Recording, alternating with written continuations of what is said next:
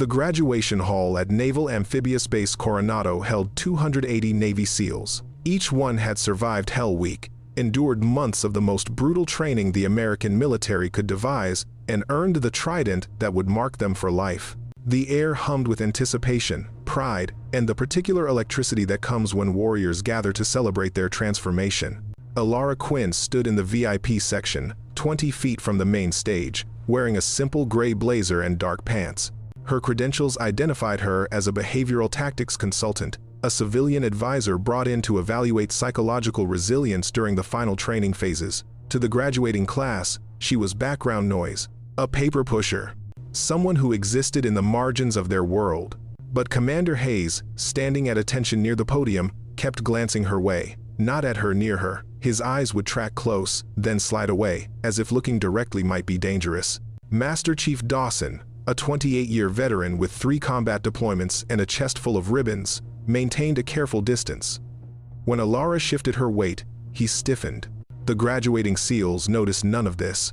They saw a woman in her mid-30s, average height, unremarkable features, standing quietly while their world celebrated itself. They had no reason to wonder why the base commander had personally escorted her to her seat. They didn't question why her security clearance badge was a different color than every other civilian consultant's. Elara preferred it this way.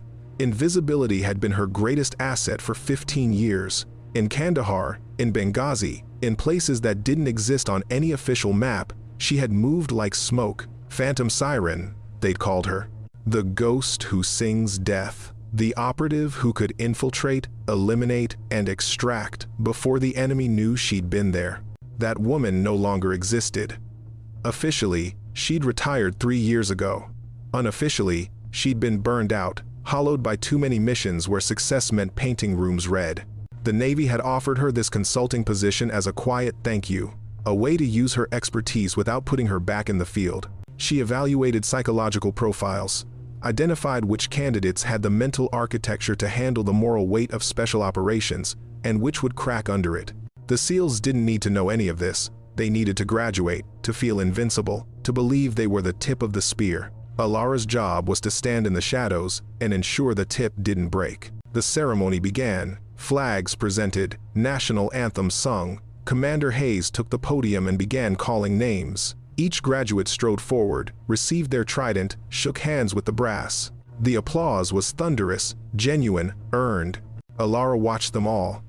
Not with admiration, she'd seen too much to be impressed by ceremony, but with assessment. Which ones would lead? Which ones would follow orders into darkness and come back whole? Which ones carried the seeds of their own destruction? Her eyes settled on one man in the third row. Bradley Kane. 6'2", broad shoulders, a jaw that could have been carved from granite. His files said he'd excelled in every physical trial, demonstrated tactical brilliance during live-fire exercises, and scored in the top percentile for marksmanship. His file also said he'd failed the psychological resilience assessment she'd administered 3 months ago. She'd flagged him. Not for removal, his skills were undeniable, but for additional monitoring. The test had revealed something dangerous, an inability to accept evaluation from authority he didn't respect. In the specific scenario she designed, Kane had been asked to justify a tactical decision to a superior officer. His response had been technically correct but emotionally hostile. When pressed, he'd shut down rather than engage. Her report had recommended he be excluded from the honors list and placed in a mentorship program. Commander Hayes had agreed. Kane had graduated, but without distinction. He would pin on his trident today, but his name wouldn't be called among the top 10. From across the hall, she could see him staring at her. His face was stone, but his hands were fists. Elara had seen that look before. In interrogation rooms. In the moments before men made catastrophically bad decisions. She made a mental note to speak with Hayes after the ceremony, to recommend Kane receive additional counseling. But she didn't move, didn't signal, didn't draw attention, because the moment you let them know you see them, you lose the advantage. The woman in the gray blazer stood silent, while the hall erupted in applause for heroes being born. Bradley Kane had been nursing his rage for 93 days. It had started the morning he'd been called into the assessment room. He'd expected a formality, a rubber stamp on his path to glory. Instead, he'd found himself sitting across from a woman who looked like she'd never seen combat. who spoke in measured tones about psychological frameworks and stress responses, who had the audacity to question his judgment. The scenario had been simple. You've captured a high-value target. Intelligence suggests an imminent attack on Allied forces. The target refuses to cooperate. Your commanding officer is 3 time zones away. What do you do? Kane's answer had been tactical perfection. Isolate the target. Apply graduated pressure. Extract intelligence through established interrogation protocols. Neutralize the threat. But she'd pushed. And what if your CO orders you to stand down? What if the intelligence is contradicted by a civilian authority? What if you're wrong? That's when he'd understood. She wasn't testing his tactics, she was testing his submission, his willingness to be second-guessed by someone who'd never held a rifle in anger, who'd never made a decision with American lives in the balance. He'd answered her questions with increasing curtness, until finally she'd thanked him and dismissed him. 2 weeks later, he'd learned he'd been flagged. Not removed from the program, his skills were too valuable, but marked, watched. When the honors list was posted, his name was absent. Men with lower scores, weaker performance, had been recognized. He had not. He knew why. The civilian woman, the consultant, the paper pusher who decided a Navy SEAL wasn't good enough. Kane had spent 3 months watching her move through the base. She attended briefings but rarely spoke. She observed training exercises from a distance. She had lunch with senior officers in closed-door meetings. She was a ghost in the machine, and somehow, impossibly, she had power over his career. The rage had started as frustration. Why was a civilian evaluating warriors? It had fermented into resentment. She doesn't understand what we do. Now, standing in the graduation hall with his trident an hour away, it had crystallized into something darker. She needs to be reminded of her place. Kane had been drinking since breakfast. Not heavily, just enough to sand the edges off his anger, to make the world feel slightly unreal. His buddies had noticed. Jackson had pulled him aside during pre-ceremony formation, said, "Brother, you need to let it go. You graduated. That's what matters." But Kane couldn't let it go, because letting it go meant accepting that someone weaker, softer, less capable, had judged him and found him wanting. It meant swallowing the humiliation, the whispers he'd heard in the barracks. "Did you hear Kane got flagged? Failed the psych eval. Too aggressive, can't take criticism." The names were being called.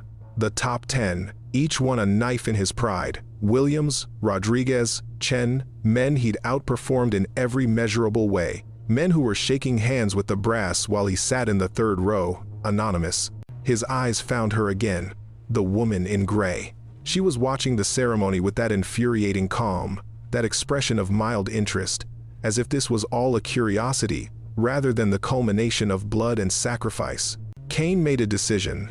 Not consciously, it rose from the reptile part of his brain, the part that had kept his ancestors alive by establishing dominance when threatened. He would confront her, publicly, make her explain herself in front of 280 SEALs, force her to justify her judgment or admit she'd been wrong. The applause for the top 10 ended. Commander Hayes began his closing remarks. Kane stood, his movements smooth despite the alcohol in his system. He stepped into the aisle, started walking toward the stage. Jackson grabbed his arm. "Kane, don't." He shook him off, kept walking. The alcohol had turned his vision crystalline, his purpose absolute. Around him, SEALs were beginning to notice. Heads turned, whispers started, but no one stopped him. Because stopping a fellow SEAL during graduation would cause a scene, and no one wanted to be responsible for that. Kane reached the stage stairs. A security officer stepped forward, hand raised. Kane was 6 inches taller and had 80 pounds on him. He met the man's eyes, and the officer stepped aside. Not out of fear, out of uncertainty. This was a SEAL, a graduate. Surely he had a reason. Commander Hayes stopped mid-sentence. The hall fell silent. 280 pairs of eyes locked on Bradley Kane as he climbed the steps and walked toward the VIP section where Elara Quinn stood, still motionless, watching him approach. Commander Robert Hayes had been expecting this for 3 months. The moment he'd read Elara's assessment of Kane, he'd known. Some men couldn't handle being evaluated by someone they perceived as lesser. It didn't matter that Elara's credentials were impeccable, that her clearance level was higher than his, that she'd forgotten more about psychological warfare than most people would ever learn. What mattered was that she was a civilian, a woman, and she'd said no to a SEAL. Hayes had tried to mitigate. He'd assigned Kane a mentor, a senior operator who could help him process the evaluation constructively. He'd made sure Kane graduated with his class, ensuring the flag didn't derail his career. He'd done everything by the book. But standing here, watching Kane stride toward Elara with purpose in his eyes and alcohol on his breath, Hayes understood he'd miscalculated. He'd treated this as a personnel issue. It was a pride issue. And pride, in a man trained to kill, was a loaded weapon. Master Chief Dawson appeared at Hayes' elbow. His voice was low, urgent. "Sir, we need to intervene." Hayes nodded, but before he could move, Dawson gripped his arm, hard. "Sir, you need to understand something. If he touches her, we can't help him." Hayes frowned. "He's drunk and angry. We'll restrain him, discharge him if necessary. But we can protect." "You don't know who she is." Dawson's voice was flat. "Really no. I served with her husband in Fallujah, before he was killed, before she disappeared into a program that doesn't exist." Kane is walking toward a woman who has 17 confirmed Black Ops missions, who extracted 43 hostages from a compound in Sinai during a sandstorm with 0 casualties, who holds the record for longest confirmed kill, 4,010 meters, 1 shot, through a window, at night. Hayes stared at him. "That's not in her file." "Her file doesn't exist, sir. What you have is a cover story. Her real designation is classified above our clearance. I only know because I was there when they recruited her. Her call sign was Phantom Siren. The enemy called her something else, the ghost who sings death." The hall seemed to tilt. Hayes looked at Elara, still standing calmly as Kane closed the distance. She hadn't moved, hadn't called for security, hadn't shown any sign of concern. Because she didn't need to. "Should we evacuate the hall?" Hayes whispered. Dawson shook his head. "Too late. And honestly, sir, these boys are about to learn something they won't get in any training manual." Kane was 10 feet from Elara now. His voice carried across the silent hall. "You think you're qualified to judge a SEAL?" Elara didn't respond. She simply looked at him. Her expression wasn't afraid, wasn't angry, wasn't anything. It was the look of someone waiting for equation to resolve itself. Hayes saw Kane's weight shift, saw his right hand come up, saw the commitment in his shoulders. He saw Alara's eyes narrow, just slightly. And he knew, with absolute certainty, that Bradley Kane had just made the worst mistake of his life. The moment stretched. In the space between Kane's decision and its execution, the universe seemed to hold its breath. Kane's hand came forward. Not a full punch, he retained enough awareness to avoid outright assault, but a shove, a physical statement, a way of saying, "I'm real and you're not. I'm a warrior, and you're an obstacle." His palm moved toward Elara's shoulder. He was going to push her, not hard enough to injure, but hard enough to humiliate. To make her stumble in front of 280 SEALs. To prove that paper pushers don't belong in the Hall of Warriors. Time snapped back into motion. Elara moved. The movement was so economical, so perfectly calibrated, that most of the hall didn't initially understand what had happened. She rotated her torso 6 inches to the left. Kane's hand passed through empty air. His momentum carried him forward, off balance. Elara's right hand came up, not to strike but to guide, catching his extended forearm and using his own force to bring him closer. Her left hand snaked behind his back, finding the pressure point at the base of his elbow. She pressed, precisely, with exactly enough force to cause his arm to lock. He couldn't pull away without breaking his own wrist. Couldn't push forward without driving himself into the ground. He was frozen, standing on the balls of his feet, his entire body weight balanced on a fulcrum that Elara controlled with one finger. "Kane." Her voice was quiet, conversational. "You need to think very carefully about your next move." He tried to jerk free. Elara adjusted her grip, minutely, and pain shot through his arm like lightning. He gasped. "That's your ulnar nerve. If I apply 3 more pounds of pressure, your arm will be numb for 6 hours. If I apply 8, it'll be permanent. Do you understand?" Kane's face was red. Rage and humiliation warred in his eyes. Around them, 280 SEALs were standing. Some had their hands on their sidearms, base security, unsure whether this was a threat or an internal matter. Others were simply frozen, watching something that couldn't be happening but was. Master Chief Dawson stepped forward. His voice carried, "Stand down, Kane, immediately." But Kane wasn't listening. The alcohol, the rage, the desperate need to not be humiliated in front of his peers, it all coalesced into one final, stupid decision. He threw his weight backward, trying to break Elara's grip through sheer force. She let him.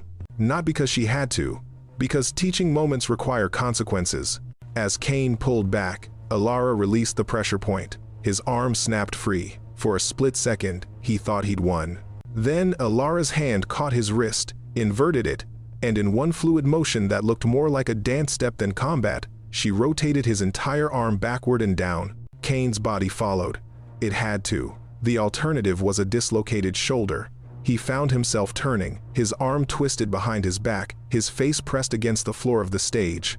Elara knelt beside him, one knee on his spine, her grip on his arm absolute. "I'm going to release you," she said quietly. "When I do, you're going to stand up, walk off this stage, and report to the infirmary. Do you understand?" Kane, face down, ego shattered, managed a nod. Elara released him, stood, stepped back. Kane rose slowly, his arm hanging uselessly. He looked at the hall full of SEALs, all watching him, and something in his face broke. Not just pride, something deeper. The understanding that he'd fundamentally misunderstood the world. He turned and walked off the stage. No one stopped him. No one spoke. The only sound was his boots on the steps, descending. Commander Hayes found his voice. Someone escort him to medical, and get him a psych evaluation. But the hall wasn't looking at Kane anymore. They were looking at Elara, who was calmly straightening her blazer, her expression unchanged. Hayes knew what had to happen next. The truth would come out eventually. Better to control the revelation. He stepped to the podium, cleared his throat. "Gentlemen, I need to explain something." The graduation hall of Naval Amphibious Base Coronado had seen many things. Victory celebrations, tears of pride, the exhausted triumph of men who'd survived Hell Week and emerged transformed. But it had never seen this. A SEAL on the ground, disabled in less than 2 seconds by a woman most of them had assumed was a bureaucrat. Commander Hayes stood at the podium, looking at 280 faces filled with confusion, shock, and dawning realization. He'd wanted to avoid this moment. Had hoped Kane would process his evaluation like a professional, that the system's safeguards would work, that Elara's identity could remain classified. But Kane had forced the issue, and now Hayes had a duty to ensure his SEALs understood what they'd witnessed, before rumors and speculation turned it into something worse. "The woman you just saw disable one of your classmates," Hayes said carefully, "is not simply a behavioral tactics consultant. That's her cover identity. Her clearance level is higher than mine, higher than most people in this building. I'm going to share information with you that is classified, that you are not to repeat outside this hall, that you will likely never see in any official documentation." He paused. The hall was absolutely silent. Even the security officers had stopped moving. "Master Chief Dawson, would you please read from the file?" Dawson, who'd been standing near the stage with a tablet, stepped forward. His voice was steady, professional, but there was an undercurrent of something else. Respect, maybe even awe. Elara Quinn. Current designation, Civilian Consultant, Behavioral Tactics. Previous designation, Classified. Operational call sign, Phantom Siren. Served in a special operations program that does not officially exist. Duration of service, 15 years. Number of confirmed missions, 17, across 4 continents. Mission success rate, 100%. He paused, scrolling. Notable operations include extraction of 43 hostages from a compound in Sinai Peninsula during a Category 3 sandstorm. 0 friendly casualties. Neutralization of a high-value target in Kandahar while embedded with hostile forces for 6 months. Solo infiltration and intelligence gathering operation in Benghazi, resulting in the prevention of a coordinated attack on 3 American embassies. The hall was so quiet, Hayes could hear his own heartbeat. Dawson continued. Confirmed long-range elimination record, 4,010 meters. Target: enemy combatant preparing to execute a captured American pilot. Conditions: nighttime, urban environment, target inside a structure. Method: single shot through a window. Verified kill. 4,010 meters. Over 2.5 miles. The SEALs understood what that meant. That wasn't shooting. That was impossible math made real. Designation earned in the field: the ghost who sings death. Current status: retired from active operations, serving as consultant to evaluate psychological readiness for special operations candidates. Dawson lowered the tablet. That's the unclassified summary, sir. The rest is above our clearance. Hayes nodded. He looked at Elara, who hadn't moved. She was watching the SEALs watch her, her face unreadable. When Miss Quinn evaluates your psychological fitness, Hayes said, she's not guessing. She's not applying textbook theory. She's assessing whether you have the mental architecture to do what she did for 15 years and still be human at the end of it. When she flags someone, it's not because they're weak. It's because she sees in them what she saw in herself, and she's trying to prevent them from becoming what she became. He let that sink in. Then he stepped aside. Miss Quinn, would you like to address them? Elara looked at him for a long moment. Then, she stepped forward. When she spoke, her voice was quiet, but carried to every corner of the hall. You've just graduated from the most demanding training program in the American military. You've earned the right to call yourselves SEALs. You should be proud. She paused. But pride without discipline is poison. Confidence without humility is cancer. You will be asked to do things that no human should have to do. You will make decisions that have no good answers. You will come home from places that don't exist, carrying memories you can't share, wondering if the person in the mirror is still worth saving. Her eyes swept the hall. When I evaluated you, I wasn't looking for weakness. I was looking for flexibility, the ability to question yourself, to accept that you might be wrong, to listen to authority you don't respect because the mission is bigger than your ego. She looked toward the exit Kane had taken. The man who just left this hall is everything a SEAL should be, physically. He's strong, skilled, tactically brilliant, but he failed the most important test. He couldn't accept evaluation without taking it personally.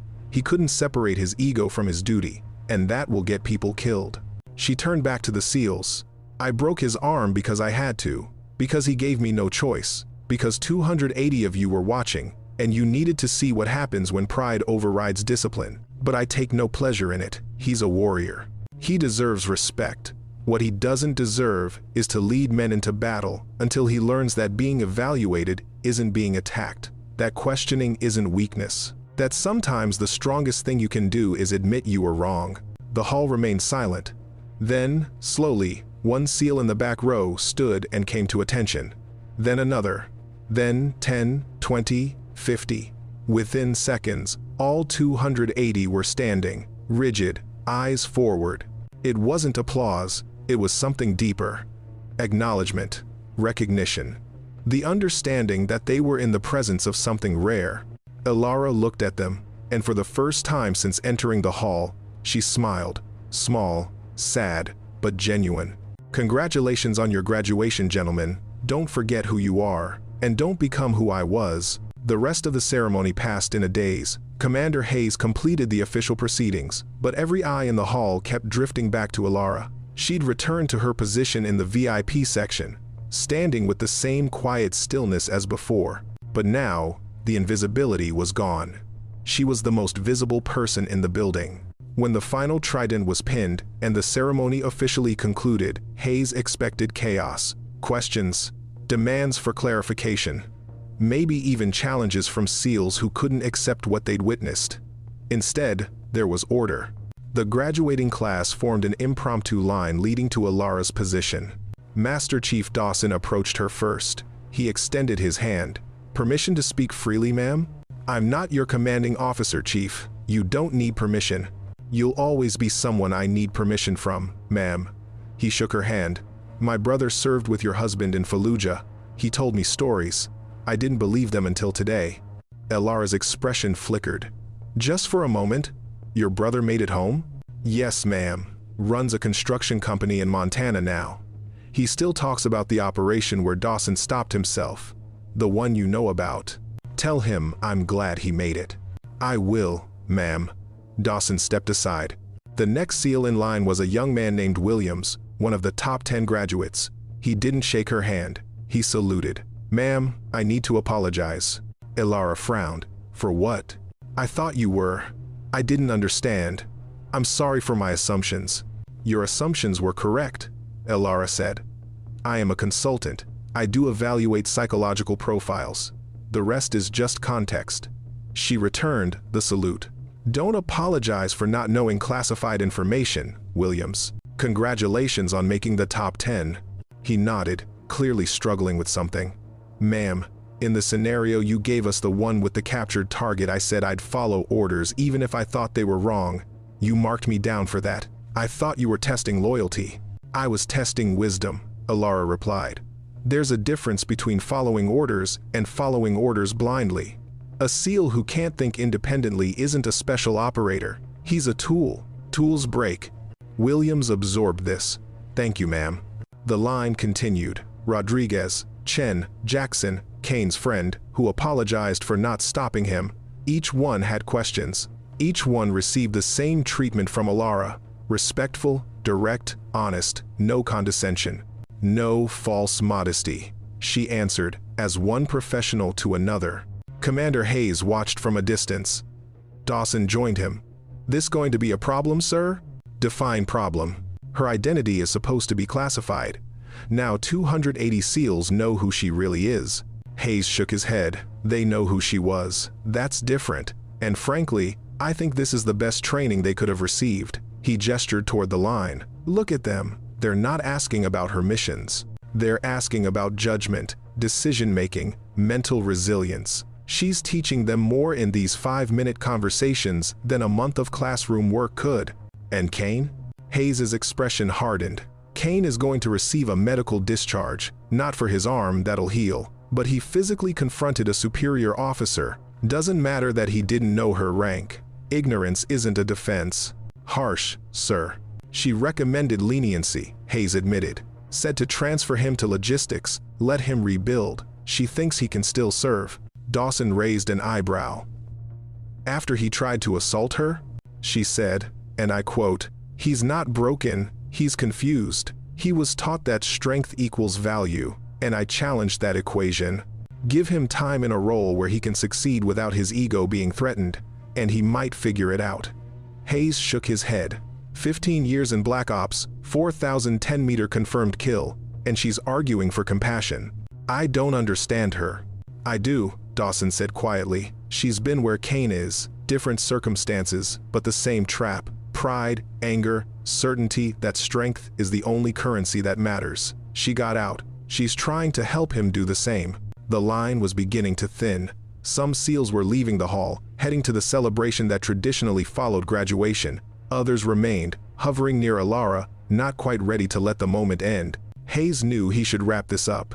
Return to protocols. File the incident reports. Begin the damage control that would inevitably follow. But something kept him rooted in place, watching the woman in the gray blazer answer questions with infinite patience, as if she had nowhere else to be. Finally, the last SEAL departed. Elara stood alone in the VIP section, the empty hall echoing around her. Hayes approached.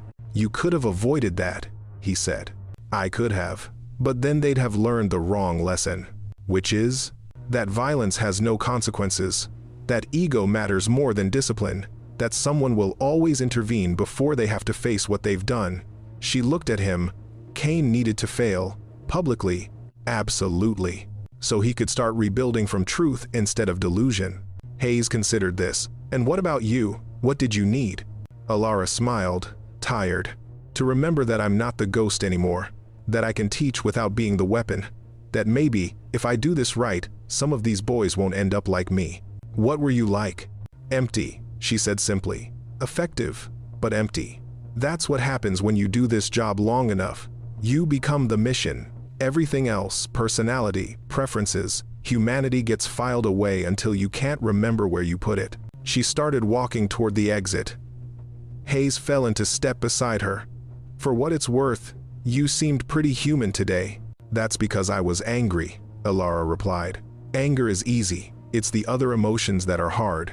They reached the door. Late afternoon sun streamed through. Outside, the celebration was beginning. Families, friends, the raucous joy of survival and accomplishment. Elara paused at the threshold. "Commander, make sure Kane gets the help I recommended. He's got potential. Don't waste it because he had one bad day." "Yes, ma'am." She walked into the sunlight and disappeared into the crowd, invisible once more. Bradley Kane sat in the base infirmary, his arm in a temporary splint, an ice pack pressed against his shoulder. The pain was manageable, they'd given him something for it, but the humiliation was absolute. He'd been escorted here by 2 security officers who treated him with the cold courtesy reserved for people who'd just ended their own careers. The doctor who'd examined his arm had been professional but distant. No one wanted to be associated with the SEAL who'd attacked a superior officer at his own graduation. Except, she wasn't just a superior officer. She was a legend he'd never heard of, a ghost who'd been standing in plain sight while he treated her like an obstacle to be removed. The door opened. Kane expected another doctor, maybe a psych evaluation team. Instead, Elara Quinn walked in, still in her gray blazer, still moving with that impossible calm. He tried to stand. She waved him down. "Don't. Your shoulder needs rest." She pulled up a chair, sat across from him. For a long moment, neither spoke. Kane couldn't meet her eyes. "I'm sorry," he finally said. "I was drunk, I was angry, I was stupid. There's no excuse." "No, there isn't." Her voice was neutral. "But there is an explanation. You want to hear it?" He nodded, still not looking at her. "You were taught that being a SEAL means being the best, the strongest, the most capable. And you are all those things, Kane. Your physical scores are extraordinary. Your tactical mind is sharp.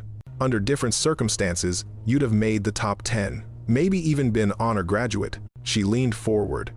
"But you were also taught that being questioned means being weak. That evaluation is judgment. That someone challenging your decision is the same as someone doubting your worth. And that's not your fault. That's what warrior culture does. It teaches you to be so hard that nothing can break you. But hardness isn't strength. Flexibility is strength. The ability to bend without breaking, to be questioned without being threatened, to be wrong without being destroyed." Kane looked up. "You wrote that I couldn't handle criticism from authority I didn't respect." "I did. You were right." "I know." She paused. "The question is, do you know? Or are you just saying what you think I want to hear?" He thought about that. Really thought. "I don't know," he admitted. "I thought I was right. I thought you were wrong. I thought..." He stopped. "I thought you were everything wrong with the system. A civilian who'd never served, telling warriors how to think. And now? Now I know I'm an idiot." The words came out bitter. "You could have killed me. On that stage. In front of everyone. You could have broken my arm, my leg, my neck. And you didn't. You controlled it. You controlled me. Like I was a child throwing a tantrum." "You were a child throwing a tantrum," Elara said. Not unkindly. A very large, very well-trained child who could have seriously hurt someone. That's what I was trying to prevent. Not just today. In the field. Where tantrums get people killed." She stood. "Commander Hayes wants to discharge you. Medical separation. Honorable, but permanent. I've recommended against it. I've asked him to transfer you to logistics, to give you 2 years in a support role where you can rebuild your judgment without the pressure of being a combat operator." Kane stared at her. "Why?" "Because you're not broken. You're just convinced that strength is the only thing that matters. And that's a lie that will eat you alive if you don't confront it." She moved toward the door. "You have a choice, Kane. You can accept that I was right to flag you, learn from this, and become the leader you're capable of being. Or you can nurture your resentment, blame me for ruining your career, and spend the rest of your life wondering what might have been." She opened the door, then paused. "When you were on that stage, when you were about to push me, I said something. Do you remember?" Kane nodded. "You said, 'Don't forget who I am.'" "No." Elara turned back. "I said, you need to think very carefully about your next move. What I said after, when you were on the ground, was, 'Don't forget who you are.' There's a difference." She left before he could respond. Kane sat alone in the infirmary, her words echoing.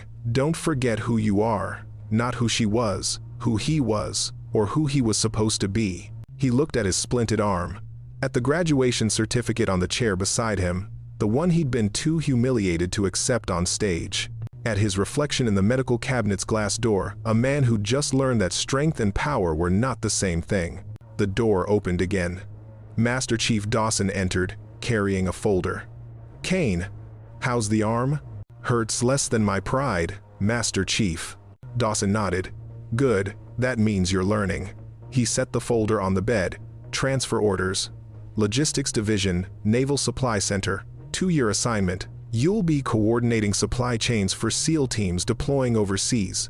Important work, unglamorous, zero recognition, but you'll be serving." Kane opened the folder. "Read the orders. She really went to bat for me." "She did. Against Commander Hayes's recommendation. Against my recommendation. Against every protocol we have for this kind of incident." Dawson fixed him with a hard stare. "That doesn't mean you're forgiven. It means you're being given a chance to prove her faith wasn't misplaced. Don't waste it." "I won't, Master Chief." Dawson turned to leave, then stopped. "Kane, one more thing. The 4,010-meter shot, the one Master Chief mentioned. You know what the target was doing when she took it?" Kane shook his head. He was about to execute a pilot, an F-18 pilot who'd been shot down over enemy territory. The pilot was on his knees, gun to his head, cameras recording for propaganda. She was 2.5 miles away, on a rooftop, in the dark. The angle was impossible. The window was 8 inches wide. She had one shot, and she took it. Dawson's voice dropped. The pilot lived, came home to his wife and 3 kids. Because a woman you thought wasn't qualified to evaluate, you made an impossible shot in an impossible situation. So when you're in logistics, when you're coordinating supplies, when you're doing the unglamorous work that keeps SEALs alive downrange, remember, she saved lives by being perfect. You'll save lives by being humble." He left. Kane sat with the folder, with the weight of what he'd almost thrown away, with the knowledge that the woman he'd tried to humiliate had just given him a path back to honor. On the folder, someone, probably Elara, had written a note in precise handwriting. "Strength is easy. Wisdom is hard. Choose hard." Kane read it 3 times.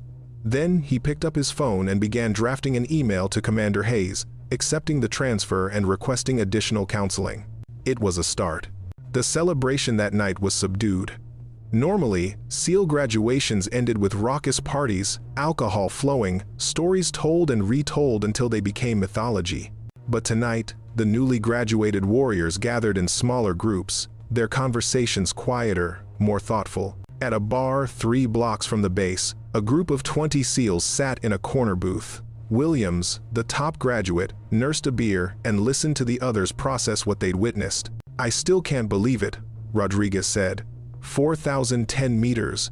That's not even in the realm of possible." "It's possible if you're her," Chen replied. "I looked it up.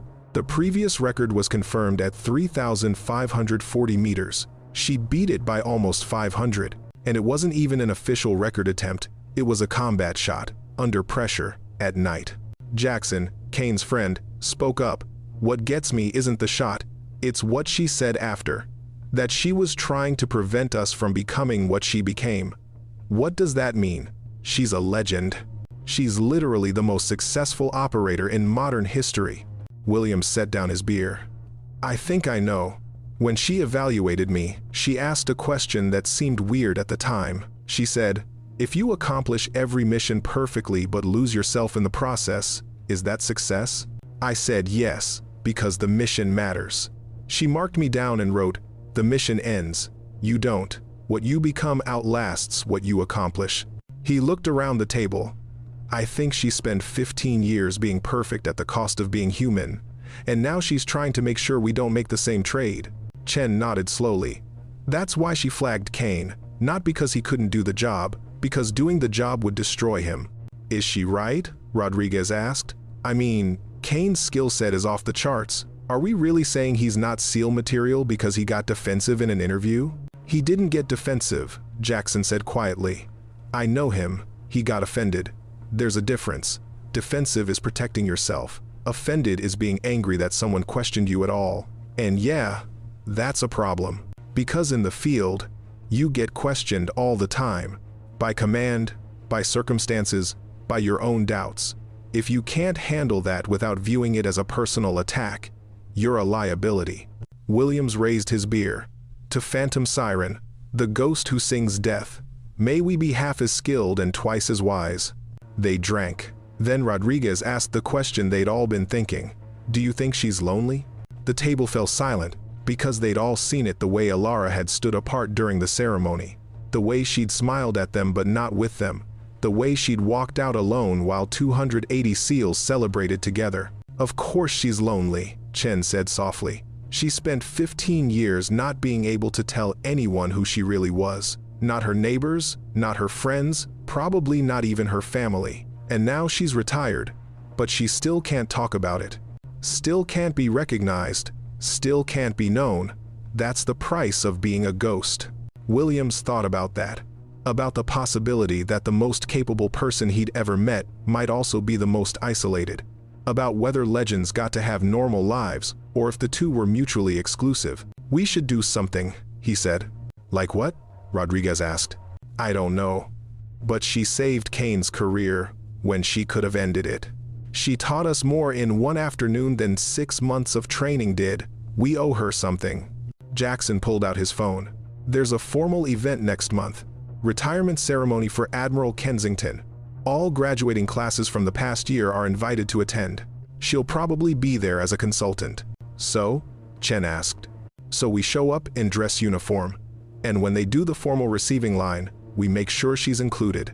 We make sure people know who she is and what she's done. Within the bounds of classification, obviously, but we honor her, publicly." Williams nodded. "I'm in." One by one, the others agreed. 20 seals making a plan to ensure a ghost was seen, just for a moment, in the light. Across town, in a modest apartment that could have belonged to anyone, Elara Quinn sat on her couch with a cup of tea and a classified report she was reviewing for Commander Hayes. The apartment was neat, impersonal, decorated with the kind of generic furniture that came with short-term rentals. No photos on the walls, no mementos, nothing that would indicate who lived here or what they'd done. She'd learned to live light, to not accumulate things that could become attachments. In the field, attachments got you killed. In retirement, they felt like lies, pretending you were a person who had a history, a context, a life that could be photographed and framed. Her phone buzzed. A text from Commander Hayes. "Kane accepted transfer, starting counseling next week. Thank you for the recommendation."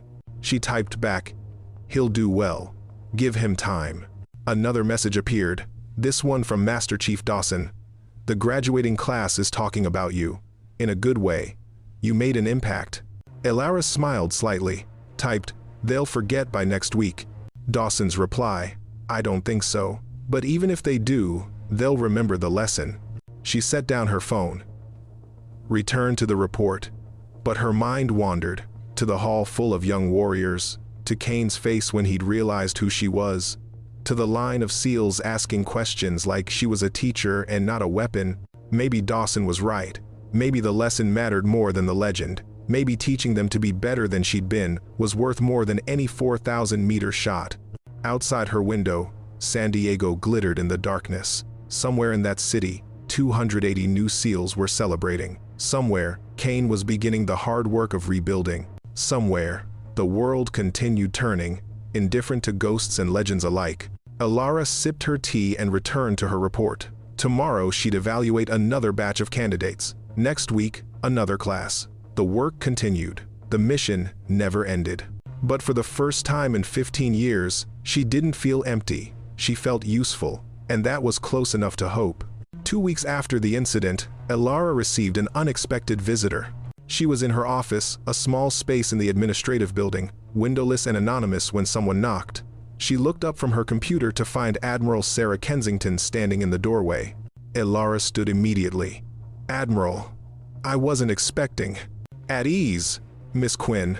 Kensington closed the door behind her. "This is unofficial." They'd met before, briefly, during classified briefings, when Elara was still active. Kensington had been a captain then, rising fast through naval intelligence. Now she wore 4 stars and commanded respect that went far beyond her rank. "I heard about the graduation incident," Kensington said, settling into the chair across from Elara's desk. "Commander Hayes sent me the report, and the classified addendum explaining who you really are." Elara nodded carefully. "I apologize if my presence created complications, Admiral." "Complications?" Kensington laughed. Quinn, you taught 280 SEALs the most important lesson they'll ever learn. That skill without wisdom is dangerous. That's not a complication. That's a gift. She leaned forward. But I'm not here to praise you. I'm here because I'm retiring next month, and I've been thinking about what comes after. About what we owe to people like you. People like me? Operators who gave everything to missions that officially never happened. Who became legends in the shadows but strangers in the light.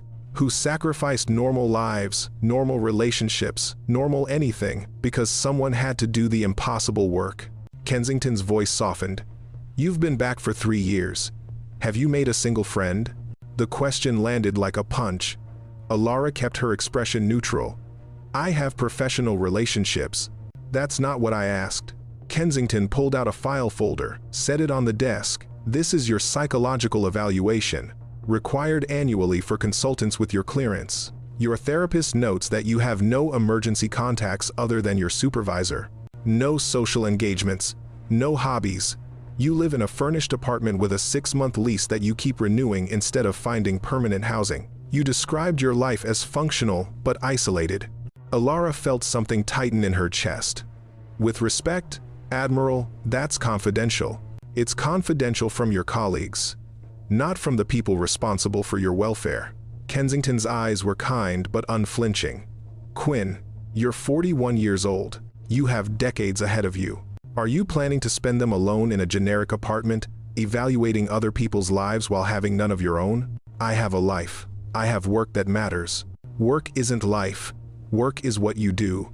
Life is who you are when no one's watching. Who are you, Elara Quinn, when you're not Phantom Siren?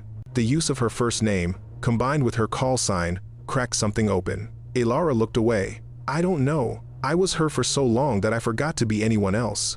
Kensington nodded. That's what I thought. And that's why I'm here.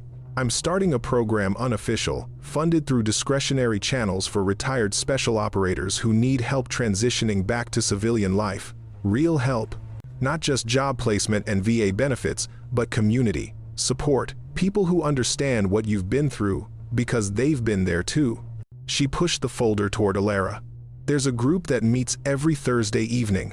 Former Black Ops, former SEALs, former intelligence officers, people who can't talk about their work with anyone else, so they talk to each other. It's not therapy, it's not a support group, it's just people who've been ghosts, learning to be human again. Elara picked up the folder but didn't open it. Admiral, I appreciate the thought, but you're going to say you don't need it, that you're fine, that you've handled worse than loneliness. Kensington stood. You're right, you have handled worse. You've handled things that would break most people. But this isn't about handling, it's about living. There's a difference. She moved toward the door, then paused. The incident at graduation, Kane trying to assault you, Hayes said you broke his arm in one move, that you could have done much worse, but chose restraint. Do you know what that tells me? Elara shook her head. It tells me you're still in control, still making tactical decisions, still the operator. Kensington's voice dropped. But you don't have to be the operator anymore, Quinn. The mission is over. You're allowed to stand down. You're allowed to be tired. You're allowed to want something other than the next assignment. She opened the door. First meeting is this Thursday at 7 p.m.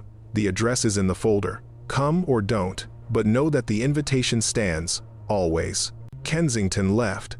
Elara sat alone with the folder, the weight of the conversation settling over her like snow. That evening, she opened the folder. Inside was an address, a community center in a quiet neighborhood, and a list of names. She recognized 3 of them. Operators she'd worked with years ago.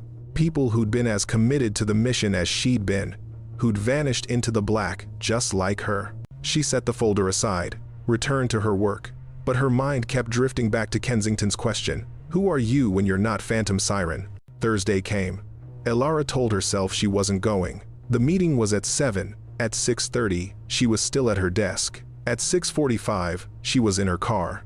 At 6:55, she was parked outside the community center, watching people enter, normal people, or people who looked normal but carried themselves with the particular stillness of individuals who'd seen too much. She sat in her car until 7:10. Then she drove home. But the next Thursday, She arrived at 6:50. Walked inside before she could talk herself out of it. Found a room full of 20 people, ranging from their 30s to their 60s, sitting in a loose circle with coffee and casual conversation. A man in his 50s noticed her hovering in the doorway. He smiled. "First time?" Elara nodded. "Me too. 6 months ago. I'm Davis, former Air Force pararescue. Spent 20 years pulling people out of places they shouldn't have been." "Quinn. Former." She hesitated. "Consultant." Davis's smile widened. "Right. Consultant. That's what we all are now." He gestured to an empty chair. "Come on. You're among friends, or at least among people who won't ask what you're consulting about." She sat, listened as others introduced themselves, shared stories that were carefully edited but emotionally honest. A former Marine who'd done 3 tours in places that didn't exist. A CIA officer who'd spent a decade under deep cover. A SEAL who'd lost his team in an operation that officially never happened. When it was her turn, Elara spoke. "My name is Elara. I did a specialized work. For a long time, I thought I was good at it. Turns out I was good at the job but bad at being a person. I'm trying to figure out how to do both." The group nodded. No judgment, no questions, just acknowledgement that they understood. After the meeting, as people filed out, a woman approached her. She was younger than Elara, maybe mid-30s, with the kind of calm that came from surviving chaos. "I heard about what happened at the SEAL graduation," she said quietly. "I'm Navy intelligence. Word travels." Elara tensed. "I didn't mean to. You taught them something important. And you gave one young man a second chance when you could have ended his career." The woman extended her hand. "I'm Riley. I coordinate logistics for special operations. I know what it's like to be the invisible woman in the room full of warriors." They shook hands. Riley said, "Some of us get coffee after these meetings. Nothing formal, just a chance to talk without the structure. You interested?" Elara almost said no, almost defaulted to the isolation that felt safer than connection. But something in Riley's expression, an openness that didn't demand anything, made her pause. "Okay," she said, "coffee." It was a small thing, a tiny crack in the armor she'd built over 15 years. But as she followed Riley and 3 others to a diner down the street, as she listened to them trade stories about the absurdity of transitioning from life or death missions to grocery shopping and traffic jams, Elara felt something unfamiliar. Not happiness, not yet, but the possibility of it. The beginning of understanding that she didn't have to be the ghost forever. She could be Elara Quinn, consultant, coffee drinker, person who showed up on Thursdays. It was a start. The retirement ceremony for Admiral Sarah Kensington was held on a perfect San Diego morning. The sky was impossible blue, the Pacific glittering beyond the naval base. 500 people gathered to honor a woman who'd served for 35 years and changed the face of naval intelligence. Elara stood in the back, as she always did. A civilian consultant with a low-clearance badge that was actually a cover for the highest clearance in the building. She'd come because Kensington had personally invited her, and you didn't refuse an invitation from a 4-star admiral, even one who was retiring. The ceremony followed military precision. Colors presented, speeches delivered. Kensington's service record read aloud an impressive list of assignments, commendations, and accomplishments that carefully omitted her most important work. Because the most important work always happened in the places you couldn't talk about. Then Kensington took the podium for her final remarks. She spoke about service, about sacrifice, about the privilege of leading sailors who volunteered for the hardest duty. She thanked her family, her mentors, her colleagues. And then she went off script. "There's one more group I need to acknowledge," Kensington said. "They're not officially here. Some of them are retired. Some are still serving in capacities that don't exist on any organizational chart. They're the operators, the intelligence officers, the specialists who do the impossible work, the people who become legends in the shadows but strangers in the light." She looked directly at Elara. "One of them is here today. And I want to take a moment to honor not just her service, but what she's doing now, teaching the next generation that skill without wisdom is dangerous, that strength without discipline is poison. That being a warrior means more than being capable of violence, it means being capable of restraint."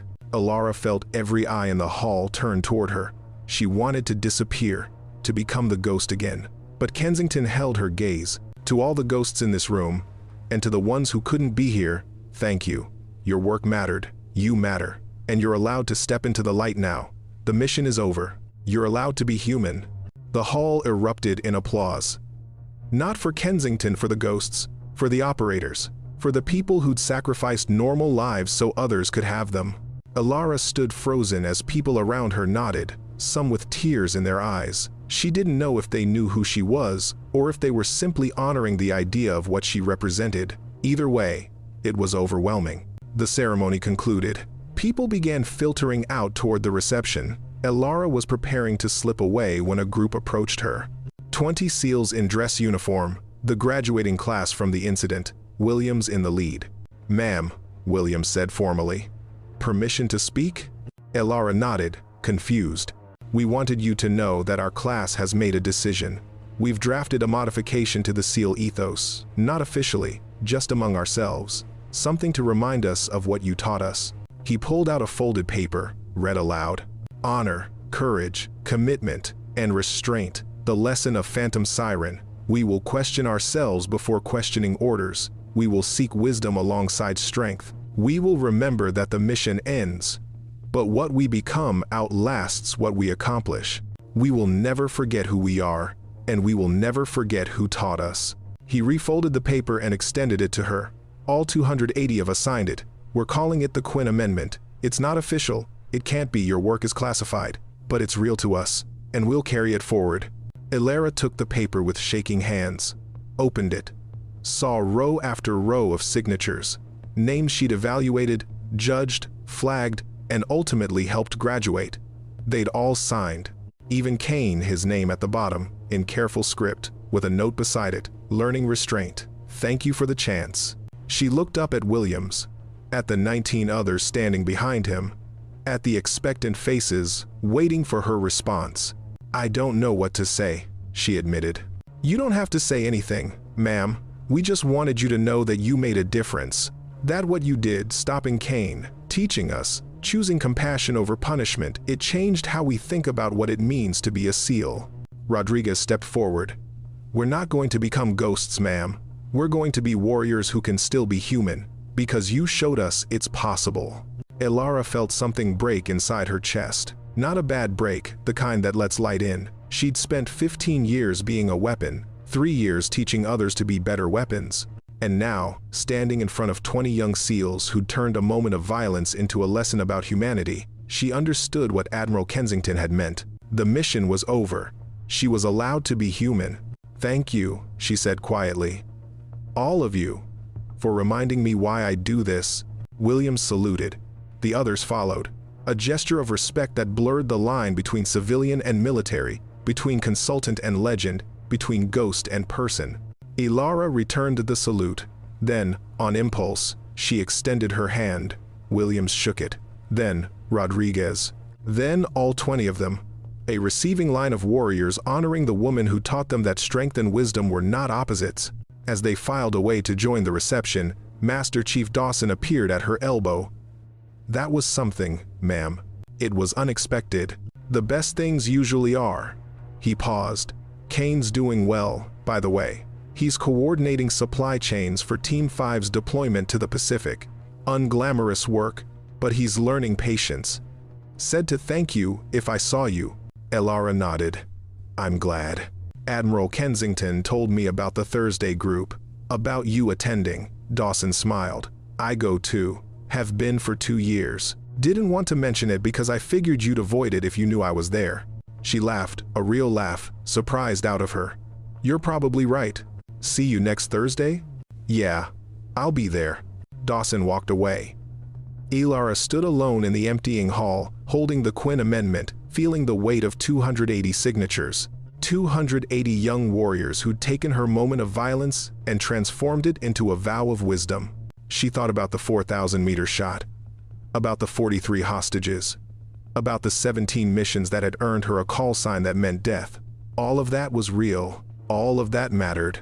But standing here, holding proof that teaching could change lives just as much as taking them, she understood something fundamental. Legends were made in the dark, but humans were made in the light. And she'd been a legend long enough. Elara Quinn folded the paper carefully, placed it in her jacket pocket over her heart, and walked out into the San Diego sunshine. She had coffee plans Thursday. A group of warriors, learning to be human, a purpose that didn't require her to be a ghost. The mission was over. The life was just beginning. And somewhere in the Pacific, on ships and in forward bases, 280 SEALs carried her lesson with them, not because she'd been perfect, but because she'd been honest about the cost of perfection, and had chosen to help them avoid paying the same price. "Don't forget who I am," she'd said to Kane. "Don't forget who you are," she'd meant. And finally, after 15 years of being the ghost, Elara was beginning to remember.